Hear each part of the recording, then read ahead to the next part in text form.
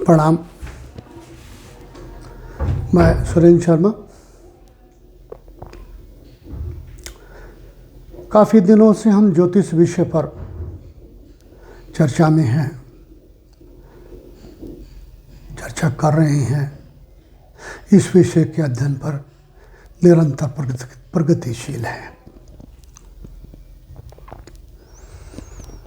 कुछ विषयों पर हमने चर्चा की है और आज का विषय हमने चुना है कि ग्रह सूर्य के चारों तरफ गतिशील रहते हुए वक्री कैसे हो जाते हैं। वक्री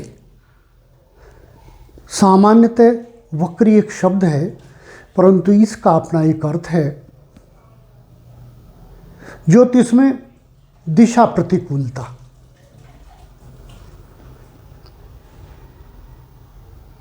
अधिकतर लोग देखेंगे कि उनकी कुंडलियों में किसी न किसी ग्रह के साथ ऋणात्मक चिन्ह लगा होगा।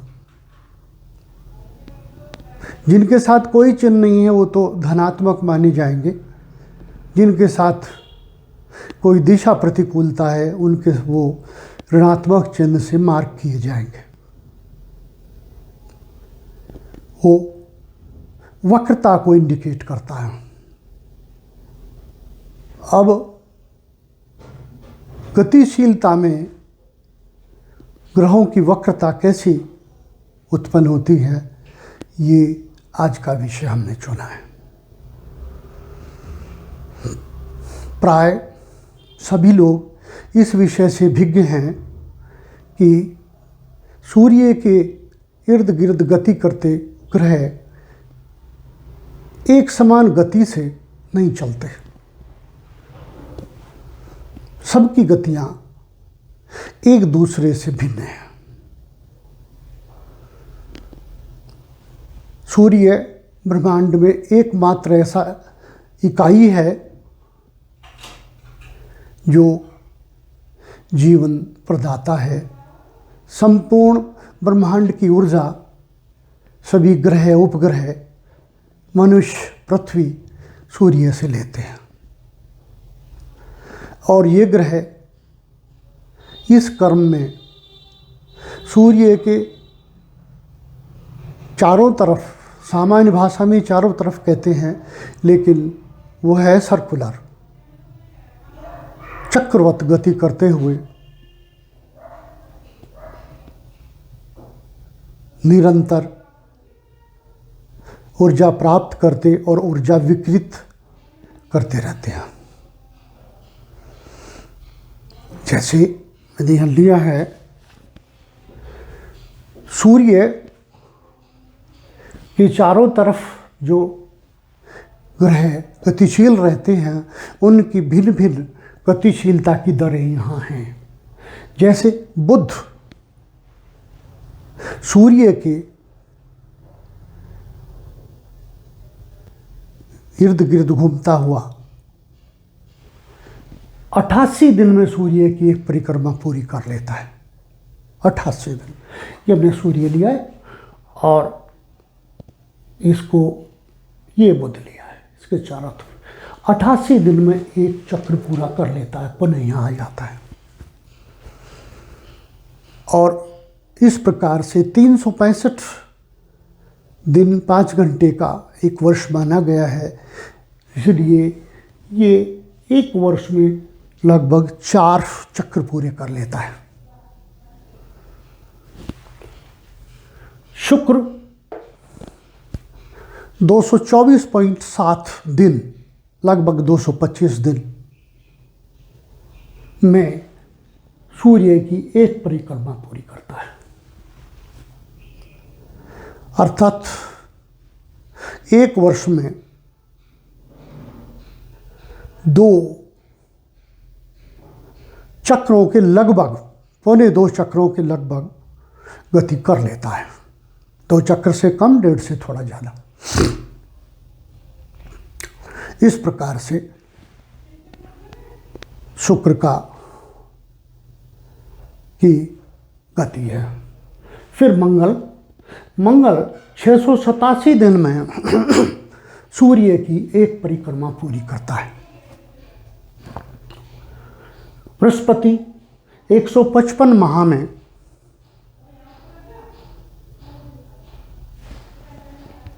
सूर्य की एक परिक्रमा पूरी करता है। और शनिदेव की गति बहुत धीमी है।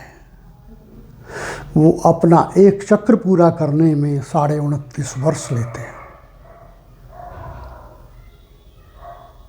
इस प्रकार से सभी ग्रहों की दरें भिन्न भिन्न हैं। तो जब ये एक चक्र में सूर्य के इर्द गिर्द चक्रवत गतिशील रहते हैं तो एक दूसरे से भिन्न भिन्न दूरियों पर रहते हैं। वही भिन्न भिन्न दूरियों पर गति करने की जो प्रवृत्ति है वही वक्रता का कारण बनती है। मैं एक छोटा सा उदाहरण लेता हूँ। जैसे एक चौराहा है, चौराहे पर एक गोल चक्र है। ये चौराहा,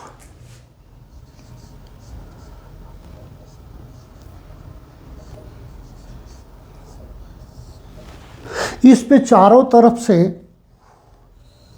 इस तरीके से रास्ते आए हुए हैं।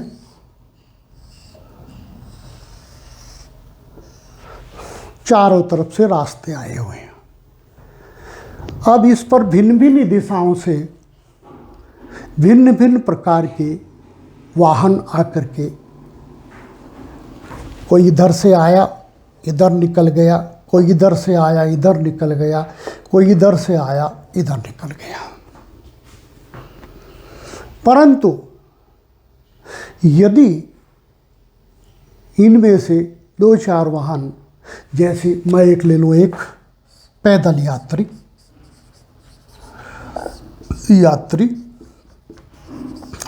दूसरा साइकिल,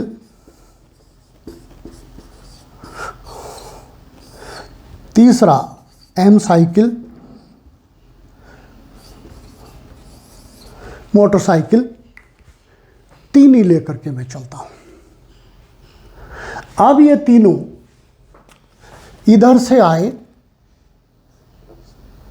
तीनों इधर से आए और ये तीनों इधर से आकर के इसके इसी प्रकार से गतिशील है। ये किसी दिशा में नहीं गए, तीनों इसी प्रकार से गतिशील है।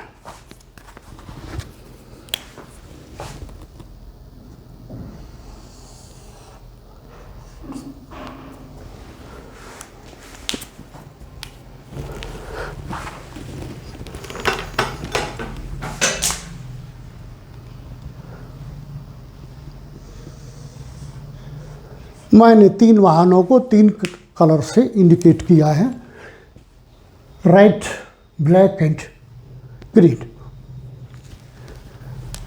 अब पैदल यात्री धीमे धीमे चलेगा, साइकिल उससे और तेज चलेगी और एम साइकिल उससे और ज़्यादा तेज चलेगी। और ये चक्रवत घूम रहे हैं, इसके इन्होंने रास्ता नहीं पकड़ा, वो यहीं घूम रहे हैं।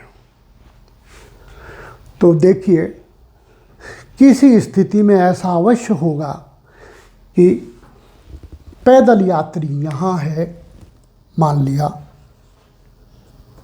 यहाँ है, तो निश्चित है किसी न किसी स्थिति में साइकिल वाला घूमता हुआ यहाँ अवश्य आ जाएगा। जब तक पैदल यात्री यहाँ आएगा तब तक साइकिल वाला यहाँ आ ही सकता है, या पैदल यात्री यहाँ आएगा तो साइकिल वाला यहाँ भी आ सकता है अपोजिट डायरेक्शन में, क्योंकि जितने समय में पैदल यात्री एक चक्कर लगाएगा साइकिल वाला तो कई चक्कर लगा लेगा। और मोटरसाइकिल वाला उससे भी तेज स्पीड से है। इसलिए जब तक पैदल यात्री मात्र थोड़ा सा ही चल पाएगा तो एम साइकिल वाला तो यहाँ पहले से ही आ जाएगा। एम साइकिल वाला यहाँ पहले से ही तेजी से आ जाएगा। तो इसी कई बार ऐसी स्थितियां जन्म लेगी कि जब पैदल यात्री भी घूम रहा हो, साइकिल भी और मोटरसाइकिल भी, और किसी न किसी स्थिति में वो एक दूसरे के ठीक विपरीत आते रहेंगे, तीनों गति करते रहेंगे। क्योंकि जब ऐसे साइकिल ने चक्कर लगाया, फिर उसके साथ आया, फिर चक्कर लगा, ये भी चल रहा है, और इसी तरीके से मोटरसाइकिल भी ऐसे ही चक्कर लगा रही है। और वो साइकिल अगर यहाँ आई है तो मोटरसाइकिल यहाँ आ सकती है। तो किसी न किसी स्थिति में एक दूसरे के अपोजिट आ ही जाएंगे, क्योंकि गति साइकिल की पैदल यात्री से ज़्यादा तेज है और मोटरसाइकिल की और ज़्यादा तेज है। तो ये एक दूसरे के अपोजिट आएंगे, तभी तो आगे चक्र पूरा करके और चक्र पूरे करेंगे। पैदल की अपेक्षा ज़्यादा चक्र पूरे करेंगे। जिस स्थिति में इस पैदल यात्री की ठीक अपोजिट में यहाँ साइकिल आई, तो साइकिल इस दिशा में दौड़ रही है और पैदल यात्री इस दिशा में दौड़ रहा है। क्यों? क्योंकि हम जब खड़े होते हैं तो हमारी मुंह और नाक किसी एक न एक दिशा में होता है, दिशाविहीन कुछ नहीं है। हर इकाई किसी न किसी दिशा में गतिशील है। सामान्य भाषा में तो 4 दिशाएं मानी गई हैं, लेकिन भौतिक विज्ञान, खगोल विज्ञान, ज्योतिषीय विज्ञान, इनमें 4 दिशाएं नहीं हैं। निरंतर परिवर्तित दिशाएं कहा गया है। ये आदिकाल का विषय है, 4 दिशाएं। अब किसी न किसी स्थिति में ये यहाँ पैदल वाला इधर को चल रहा है, इस क्षण इसका मुंह इधर को है, और साइकिल वाले का इस क्षण मुंह इधर को है। तो दोनों के मुंह विपरीत दिशा में हो गए। ये अगर मैं पश्चिम को मानूं तो ये इसके विपरीत दिशा में इसका मुंह हो गया पूर्व में, अर्थात इसके विपरीत दिशा में। और विपरीत दिशा को ही ऋणात्मक कहा गया। ऐसे इसको हम ऋणात्मक पश्चिम भी कह सकते हैं। पश्चिम ऋणात्मक पश्चिम भी कह सकते हैं। ऋणात्मक पश्चिम अर्थात पश्चिम के अपोजिट। और यही ऋणात्मकता वक्रता कही गई है। यही ऋणात्मकता वक्रता है।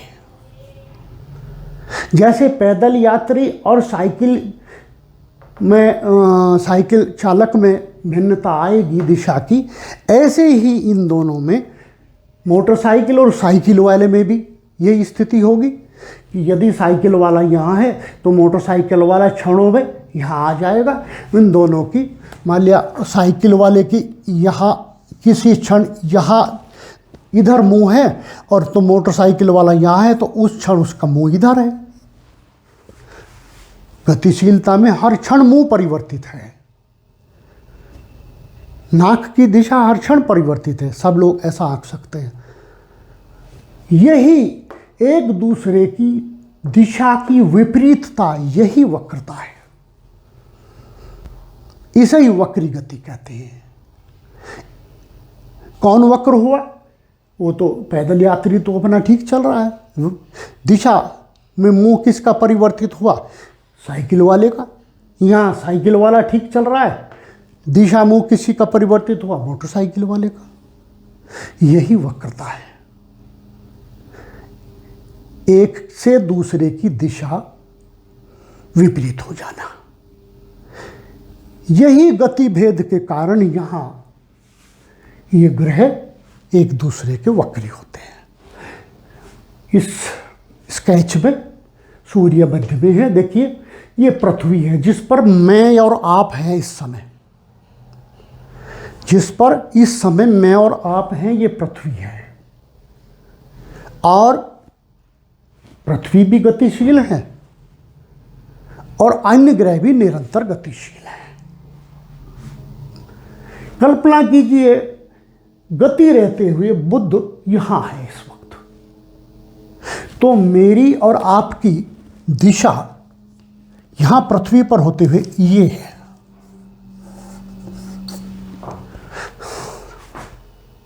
और बुध पर जो इकाई मौजूद है उसकी गति की दिशा यहां से ठीक इधर है। दोनों की विपरीतता हो गई।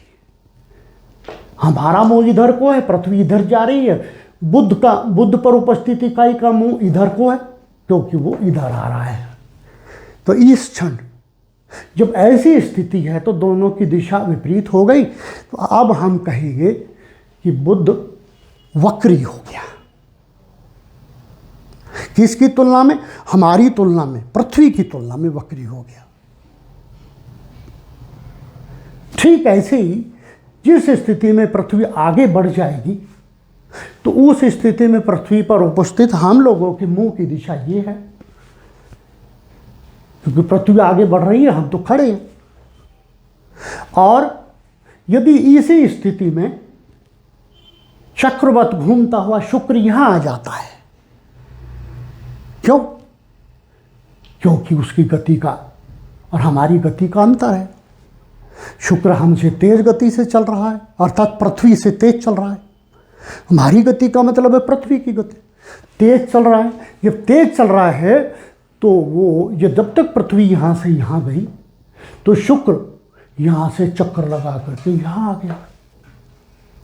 अब इस स्थिति में हमारी दिशा उधर, पृथ्वी की दिशा उधर, और शुक्र पर उपस्थित इकाई की दिशा इधर, क्योंकि हर क्षण हर चीज इकाई नाक की दिशा, जीव की नाक की दिशा ही हमारी दिशा है। ठीक इस पे भी यदि कोई जीव हो, कोई इकाई हो, उसकी भी दिशा इधर। अब देखिए दोनों की दिशा प्रतिकूल हो गई। इस स्थिति में हम कहेंगे शुक्र वक्री हो गया, दिशा प्रतिकूलता हो गई, शुक्र वक्री हो गया। यही वक्रता है, दिशा विपरीत। कितने समय वक्री रहेगा? जब तक इसकी ये रेंज, जितनी रेंज इसकी वक्रता की सूर्य के अधीन है, अर्थात 9 डिग्री मानी गई है। सूर्य की सीमा हमारे ठीक विपरीत आएगी है 180 डिग्री पर। इससे 9 डिग्री पूर्व जब ये गति करता हुआ पहुंच जाएगा, जैसे शुक्र इधर ऐसे गति करता हुआ यहां आया, तो जब भी इस 180 डिग्री की लाइन से पीछे 9 डिग्री पीछे, डिग्री कहां बनेगी? डिग्री तो ऐसे बनेगी सूर्य के केंद्र पर। जब 9 डिग्री पीछे रहेगा गतिशील सूर्य ऐसे गति करता हुआ ऐसे, तभी वो अस्त होना शुरू हो जाएगा और वक्रता की तरफ जाना शुरू हो जाएगा, दिशा बदलनी शुरू हो जाएगी। वक्रता और अस्तता दोनों एक साथ घटित होते हैं। इस स्थिति में जाकर के ये अस्त भी हो गया, देखिए 180 डिग्री पर आ गया, और इसकी गति की दिशा भी बिल्कुल हमारे विपरीत हो गई। तो इस स्थिति में तो ये पूर्णतः वक्री भी है और पूर्णतः अस्त भी है। पृथ्वी के बिल्कुल ठीक सामने सूर्य की दूसरी तरफ है। इसी प्रकार से अन्य सभी ग्रह, मैं मंगल को ले लेता हूं क्योंकि पृथ्वी के अंदर सूर्य वो बुध और शुक्र हैं और पृथ्वी के बाहर मंगल, बृहस्पति और शनि है। मैंने एक ग्रह एग्जाम्पल स्वरूप मंगल पृथ्वी के बाहर की तरफ लिया है, और मंगल की गति धीमी है।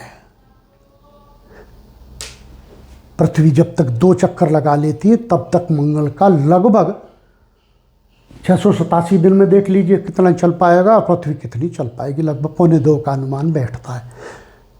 फॉर एग्जाम्पल, जब तक पृथ्वी यहाँ से यहाँ पहुँचेगी तो मंगल तो यहाँ से यहीं तक पहुँच पाएगा। अगर मंगल यहाँ है जब पृथ्वी एक चक्र पूरा करके आ चुकेगी तब मंगल लगभग यहां पहुंच पाएगा।